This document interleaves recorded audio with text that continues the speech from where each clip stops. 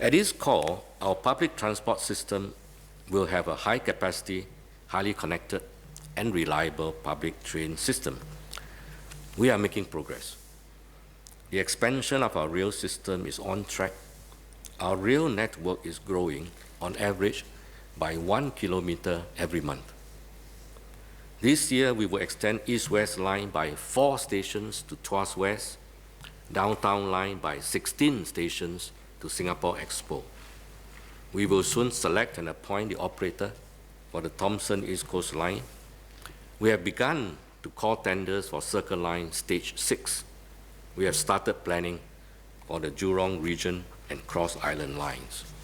And when all these lines are completed, 8 in 10 households will have a station within 10-minute walk. I'll be one of those 8 in 10. We particularly look forward to the opening of Downtown Line 3. It will be a game changer for residents living in the East, just as Downtown Line 2 was for the West and Northwest residents. When in full operation, the entire Downtown Line will serve a daily ridership of more than 500,000 commuters. A recent study found that 1 out of 6 rides on Downtown Line was made using new EasyLink cards. So these are new travelers. This suggests that a sizable number of commuters, perhaps living along the Bukit Timah corridor, are switching to rail. The experience of Downtown Line gives us confidence that car-light Singapore is achievable. Over at Bukit Gombak, Mayor Low Yen Ling has called for Hume MRT station to be opened. I heard her appeal. The long-term development of that precinct, including the upcoming rail corridor development, can justify an MRT station, and that's why we have made provision for it. However, the pace of development will determine the timing of the opening of the station. As soon as there is sufficient ridership justification, we shall open the MRT station. This is our commitment. Mr. Ang Weng Nen observed that train reliability is improving. Indeed it is, although we are not yet where we want to be. But we will get there, not to worry.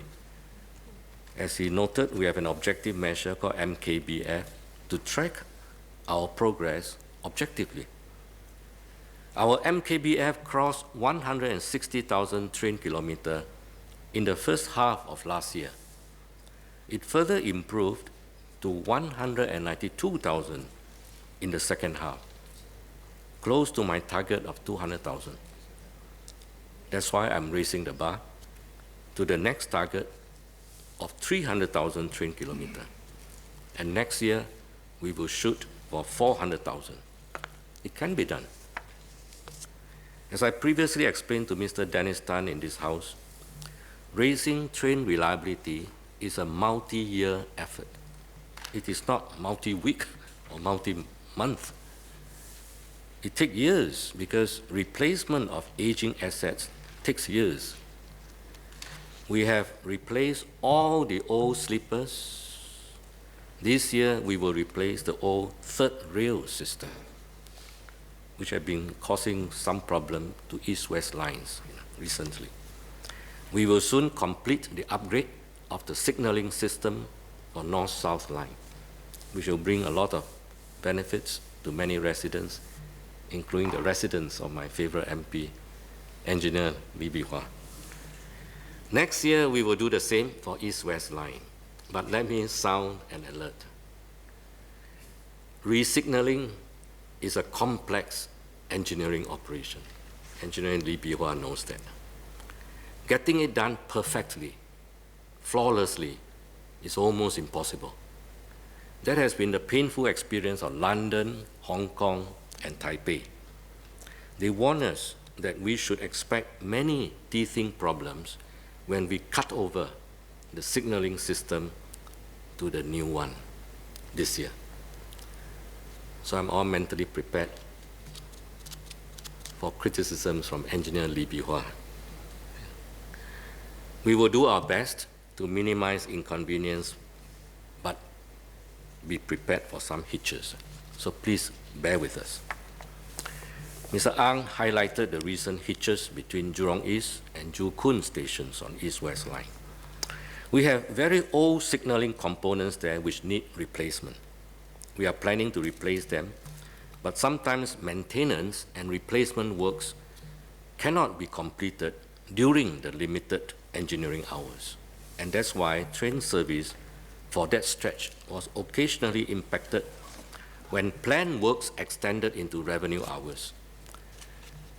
I've heard Mr. Ang's suggestion, and I shall ask LTA and SMRT to consider ending the revenue service for that stretch of East-West Line earlier so that we have more engineering hours for these works.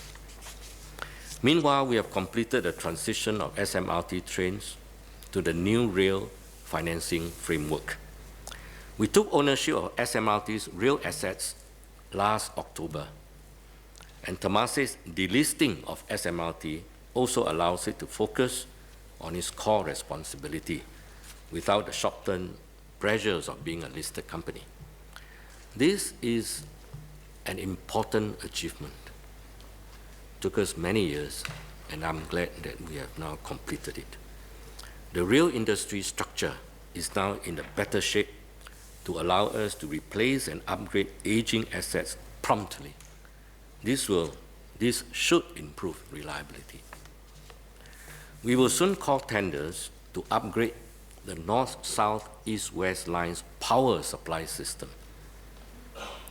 It has been a source of many problems in the last few years. And now that we have taken over assets, we are going to change this, replacing of the power supply system, and also to replace all our first-generation MRT fleet with 66 new trains. And it will not be just a mere one-for-one replacement.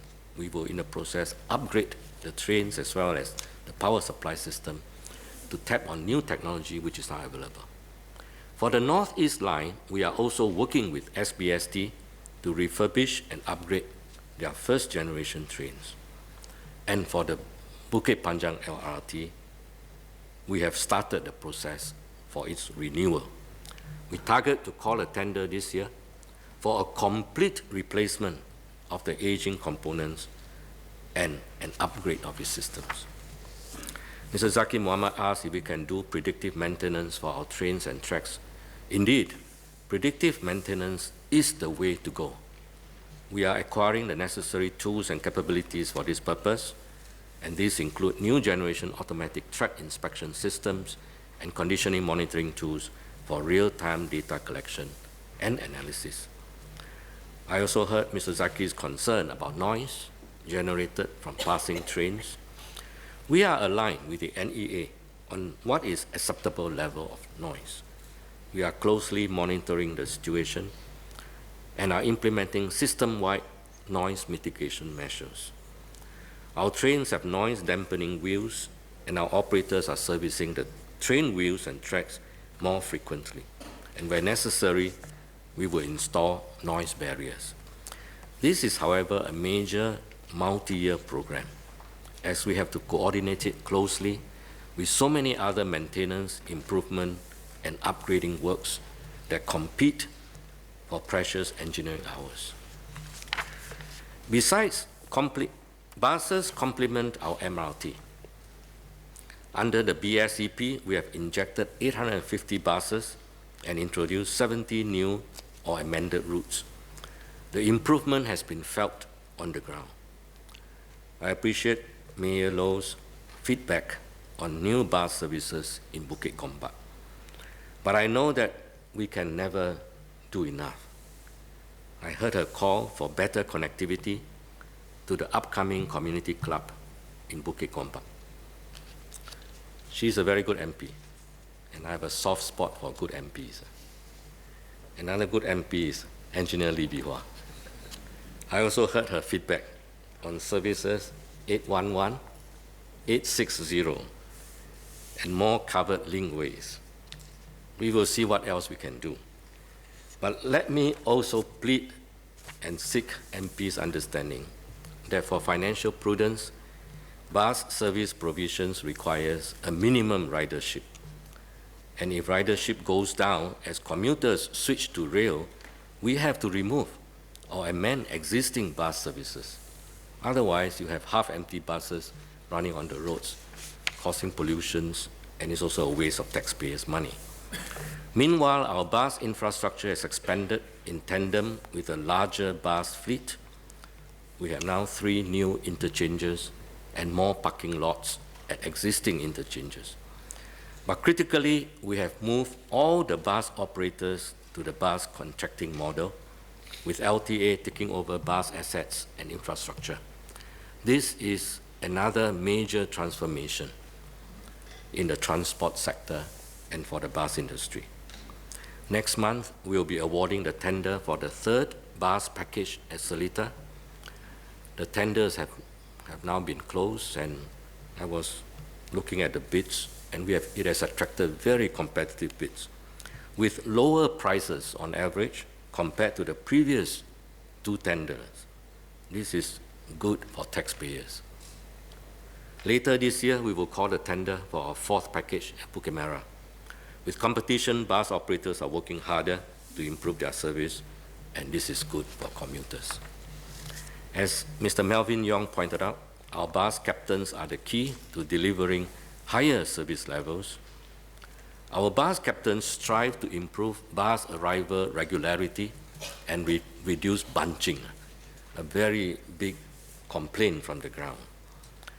LTA has set fair but ambitious standards, and our bus captains are working closely with their service controllers to manage bus arrivals real time. And that's why sometimes some buses on certain routes have to drive very slowly.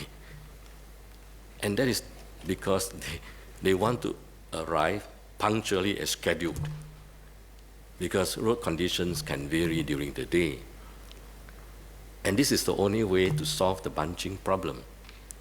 If you want the bus drivers to drive as fast as the roads can take, then sometimes they may arrive too early, and then there will be complaints about bunching.